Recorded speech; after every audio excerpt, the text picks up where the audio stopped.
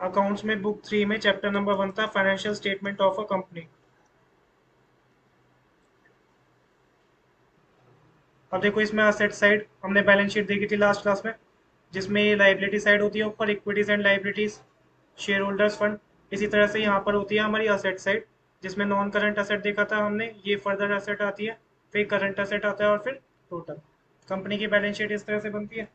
अब मैं heading sub heading asset की भी एक साथ लिखवा देता हूँ किसमें क्या क्या जाएगा। तो यहाँ पर डालो पर्टिकुलर्स या आइटम्स, फिर मेन हेड और फिर सब हेड, सब हेडिंग। जैसे हमने लास्ट क्लास में उसका किया था ना लाइबिलिटी साइड का, वैसे इसका भी कर लेते हैं कि किसका क्या मेन हेड बनेगा और क्या सब हेड बनेगा। तो सारे क्वेश्चन का मिक्सचर एक जगह आ जाएगा। तो इसमें देखो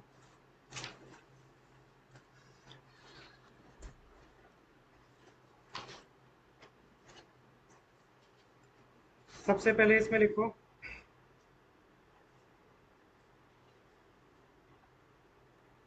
सबसे पहले लिखो पेटेंट्स। पेटेंट्स कराते हैं ना हम कि हमारा पेटेंट कॉपीराइट होता है, कोई कॉपी ना कर सके। पेटेंट्स हमारे आते हैं नॉन करंट असेट में। कौन सी हेडिंग में आते हैं? Non current asset.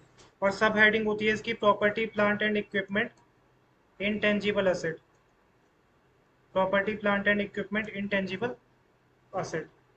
पेटेंट आता है नॉन करंट असेट में, मेन हेडिंग, और सब हेडिंग हो जाएगी property plant equipment, intangible asset. देखो यहाँ पर दे रखा है ना non current asset main heading, और फिर property plant and equipment and intangible asset, ये क्या हो गई? सब हेडिंग।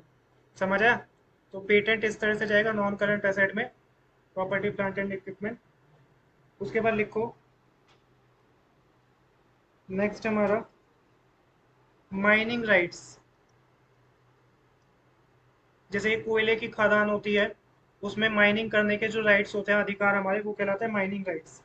ये भी same non current asset, property plant equipment, intangible asset में रहेगा। Non current asset, property plant and equipment, PP का मतलब प्रॉपर्टी प्लांट एंड इक्विपमेंट, ये इंटेंजिबल असेट में रहेगा। थर्ड हमारा, थर्ड लिखो यहाँ पे capital work in progress. Capital work in progress. Suppose करो हमने कोई पैसा लगाया है, अभी वो प्रोजेक्ट ऑन गोइंग है, उसे कहेंगे कैपिटल वर्क इन प्रोग्रेस। ये भी नॉन करंट असेट में मेन हेडिंग और पीपी सब हेडिंग। लेकिन पीपी के आगे लिखना capital work in progress. PP के आगे इंटेंजिबल नहीं आएगा। क्या आएगा यहाँ पर देखो, main heading non current asset, सब हेडिंग पीपी, और इसमें क्या आ जाएगा? Capital work in progress. लिख लो इसे। नॉन करंट एसेट में प्रॉपर्टी प्लांट एंड इक्विपमेंट, सब heading capital work in progress.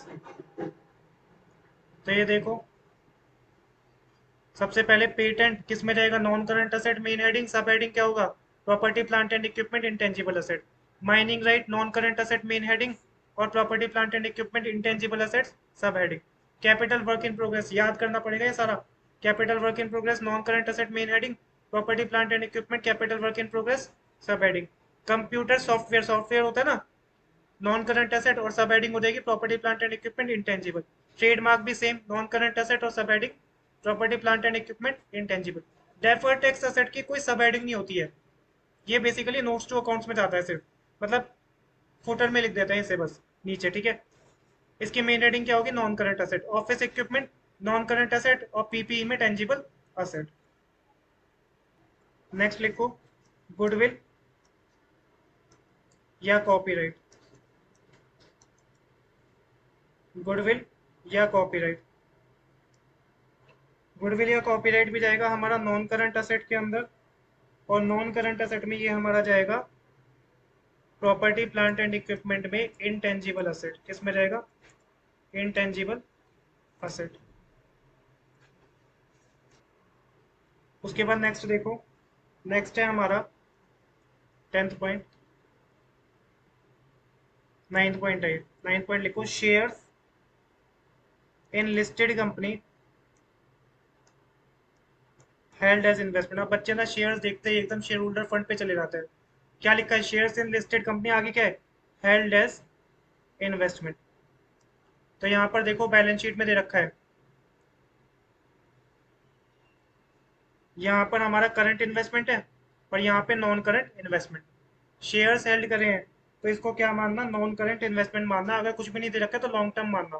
तो किस में जाएगा, non current asset main heading और सब हेडिंग बनेगी इन्वेस्टमेंट, नॉन करंट इन्वेस्टमेंट। ये तो बता ही दोगे। फर्नीचर एंड फिक्सचर, फर्नीचर तो नॉन करंट असेट होता है, किस में जाएगा, प्रॉपर्टी प्लांट एंड इक्विपमेंट के टेंजिबल असेट में। Property plant and equipment tangible asset. Furniture and fixture के बाद लिखो 11th, advance paid, advance paid to contractor, contractor से बिल्डिंग वगैरह कंस्ट्रक्ट करवाता है ना, for building under construction, for building under construction.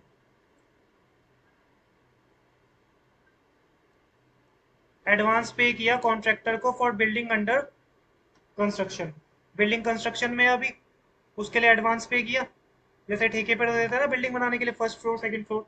तो advance paid to contractor for building under construction, non current asset main heading, sub heading जाएगा long term loans and advance, long term loans and advance. तो ये main heading हो गई और ये हो गई सब हेडिंग। नेक्स्ट लिखो हमारा कहाँ तक हो गया था, पॉइंट नंबर 11 तक। 12th लिखो लाइव स्टॉक, यहाँ पर लिखो live stock. Live stock animals को कहते हैं, लाइव स्टॉक ध्यान ध्यान रखना, जैसे हॉर्स होते हैं ना रेसेस के लिए, रेस हॉर्सेस होते हैं, उन्हें हम कहते हैं live stock. Live stock non current asset में जाएगा मेन हेडिंग, और सब हेडिंग जाएगी इसकी प्रॉपर्टी प्लांट एंड इक्विपमेंट, सब हेडिंग जाएगी प्रॉपर्टी प्लांट एंड इक्विपमेंट है। हाँ टेंजिबल है ये, प्रॉपर्टी प्लांट एंड इक्विपमेंट भी खाली लिखे होगे तो भी बहुत है, बस गुडविल पेटेंट इनमें आगे लिखना इंटेंजिबल, बाकी जो टेंजिबल है उसमें सिर्फ पीपीई लिखा हुआ। उसके बाद नेक्स्ट लिखो 13, अब इसमें लिखो एक्रूड इनकम। एक्रूड इनकम पड़ा हुआ, एक्रूड इनकम होती है income earned but not receive, जैसे सैलरी मंथ एंड में मिलती है लेकिन अर्न तो हर रोज करते हैं, ये जाती है करंट असेट में। फुल फॉर्म लिख लेना तुम लोग, कभी लास्ट में कंफ्यूजन हो जाए। करंट असेट में other current asset, current asset में अदर करंट असेट में।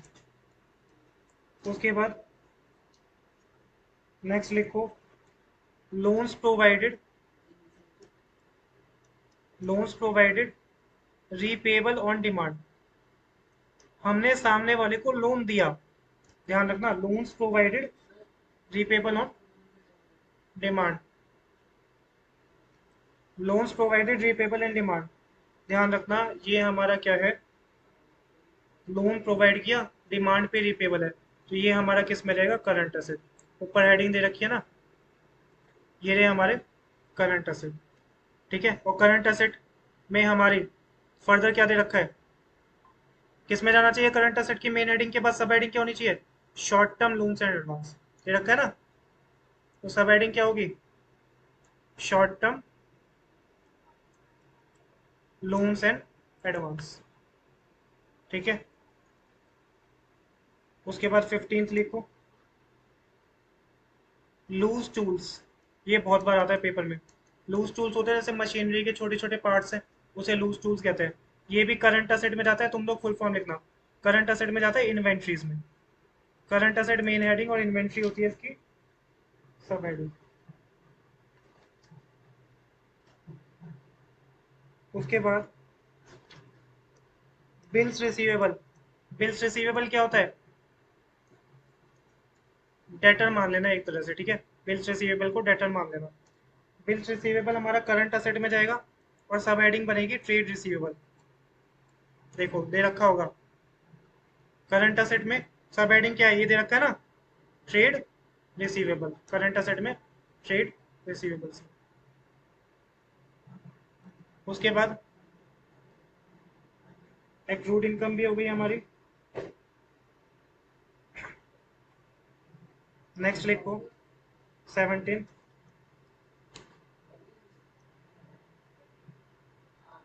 Stock of finish goods, stock of finish goods, ये भी करंट असेट में जाएगा, स्टॉक ऑफ फिनिश गुड्स।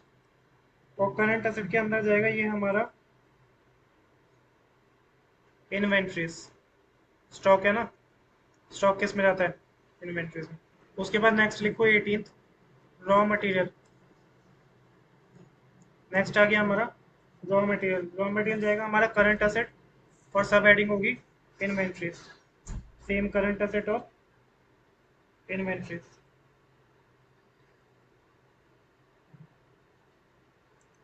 उसके बाद 19 लिखो stores and spare parts, stores and spare parts, stores and spare parts जाएगा current asset inventories, current asset inventories में। उसके बाद मोटर व्हीकल हो गया क्या, नहीं हुआ हुआ, एक लिखो मोटर व्हीकल, मोटर व्हीकल जाएगा non current asset property plant and equipment, non current asset property plant and equipment. ठीक है। उसके बाद अगर हमें 20 हो गया ना, 20 के बाद 21 लिखो, अगर हमें दे दे cash and cash equivalent, cash and cash equivalent, cash and cash equivalent को समझना cash plus bank balance, cash plus bank balance. एक सेकेंड, इसमें इसको हटा दो, कैश इक्विवेलेंट की जगह लिख दो चेक इन हैंड और कैश इन हैंड लिख दो 21, इसको लिख दो कैश इन हैंड और cheque in hand, cash in hand और चेक इन हैंड।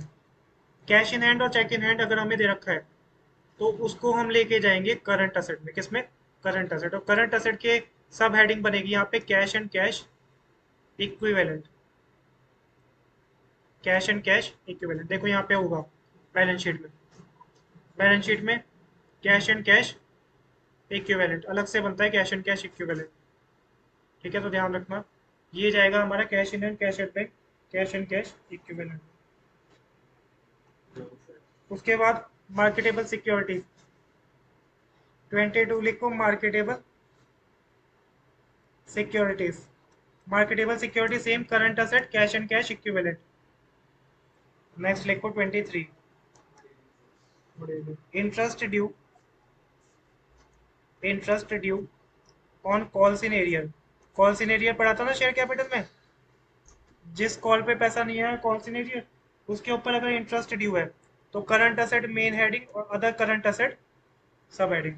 अब शेयर होल्डर से कॉल का पैसा भी लेंगे और इंटरेस्ट भी लेंगे, तो वो जो इंटरेस्ट है करंट असेट की अदर करंट असेट में जाएगा। ठीक है। 24, plant and machinery, plant and machinery तो पता ही है नॉन करंट असेट के प्रॉपर्टी प्लांट एंड इक्विपमेंट में, नॉन करंट असेट के property plant and equipment. Next लिखो 25, ये सारे एक जगह हो जाएंगे तो सारे क्वेश्चन सॉल्व हो जाएंगे। Interest accrued on investment, investment जैसे एफडी करी तो इंटरेस्ट एक्रू हो रहा है ना, मिलेगा बाद में, तो इंटरेस्ट एक्रूड ऑन इन्वेस्टमेंट ये हमारा जाएगा करंट असेट के other current asset, current asset main heading, other current asset सब हेडिंग। इसमें कुछ चीजें मैं लाइबिलिटी साइड की भी लिखवा रहा हूँ जो रह गई होंगी। एक हमने प्रोविजन फॉर एम्प्लॉय बेनिफिट नहीं लिखा होगा, लास्ट क्लास में लिखो प्रोविजन फॉर एम्प्लॉय बेनिफिट। अगर हमें प्रोविजन फॉर एम्प्लॉय बेनिफिट दे दे तो वो ध्यान रखना नॉन करंट लाइबिलिटी में जाएगा, लॉन्ग टर्म प्रोविजन में। नॉन करंट लाइबिलिटी की कौन सी सब हेडिंग में जाएगा, लॉन्ग टर्म प्रोविजन में। उसके बाद डिबेंचर्स वगैरह हमने लास्ट क्लास में कर लिए थे, मॉर्गेज लोन भी कर लिया था।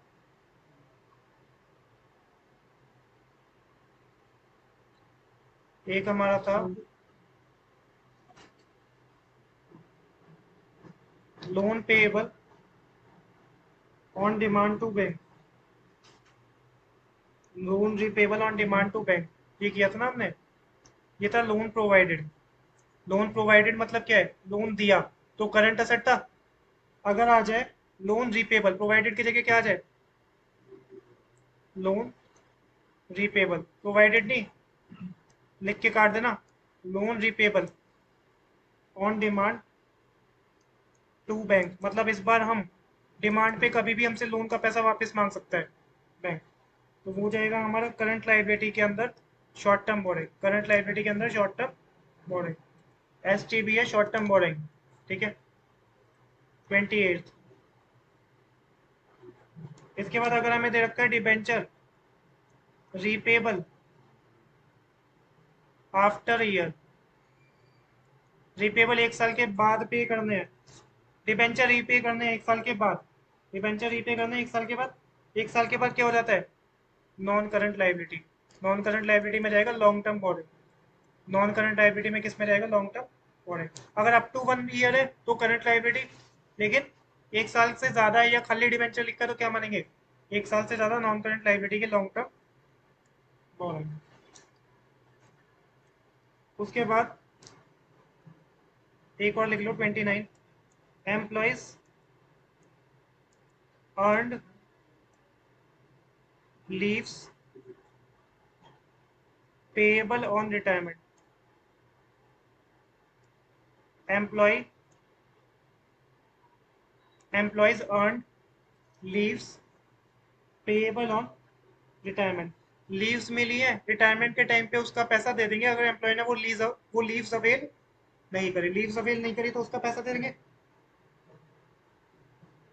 ठीक है, तो ये जाएगा हमारा नॉन करंट लाइबिलिटी के अंदर long term provision, non current liability के अंदर लॉन्ग टर्म प्रोविजन। फिर लिखो एम्प्लॉयज लीव्स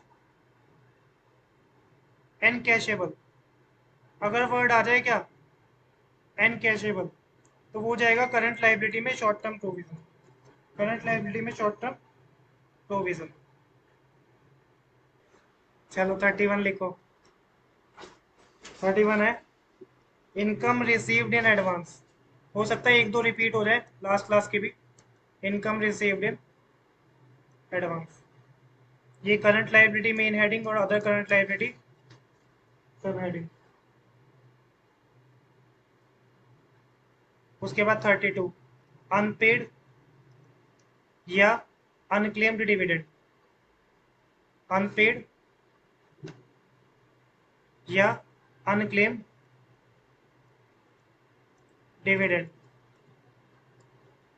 ये जाएगा हमारा अनपेड या अनक्लेम्ड डिविडेंड करंट लाइबिलिटी में same other current liability.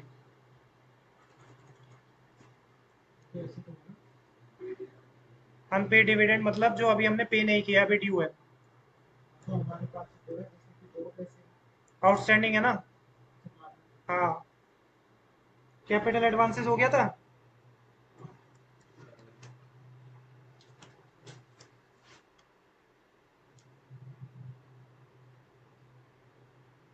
Bank overdraft, देखो bank overdraft, current liability short term borrowing, current liability short term boring, capital advances, bank overdraft एक साल से ज्यादा के लिए थोड़ी देता है, capital advances non current asset, long term loans and advance, long term loans and advance, non current asset में सब heading long term loans and advance.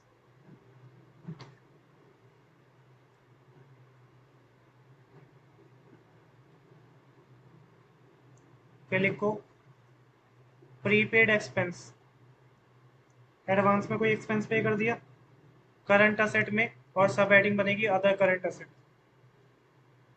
Current asset और सब हेडिंग बनेगी अदर करंट असेट।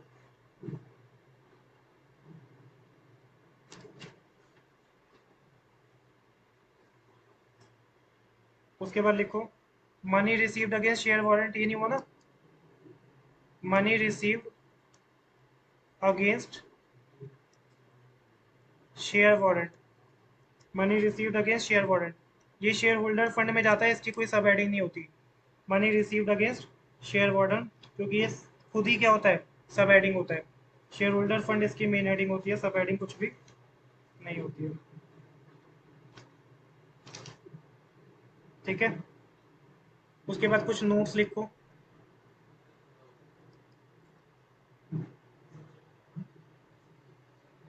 एसएचएफ का मतलब share holder fund, money receives against share warrants, main heading share holder fund, सब heading कुछ नहीं होगी। उसके बाद एक लिखो, नोट में लिखो फोरफिटेड शेयर्स अकाउंट। अगर हमें आज ही फोरफिटेड शेयर देखा था शेयर कैपिटल में, अगर हमें फोरफिटेड शेयर अकाउंट दे दे तो ये हमारा कहीं नहीं जाता, ये नोट्स टू अकाउंट्स में जाता है। कहाँ जाता है? नोट्स टू अकाउंट्स में, अंडर सब्सक्राइब्ड कैपिटल।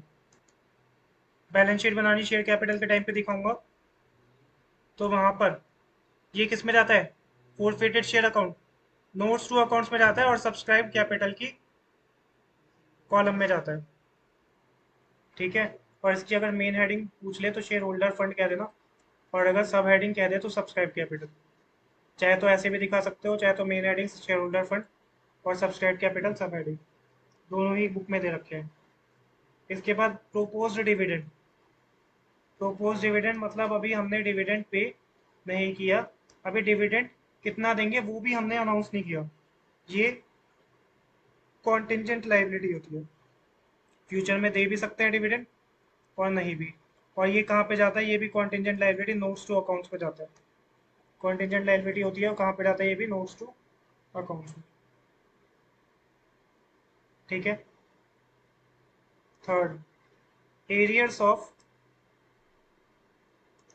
एरियर्स का मतलब होता है outstanding. Arrears of fixed cumulative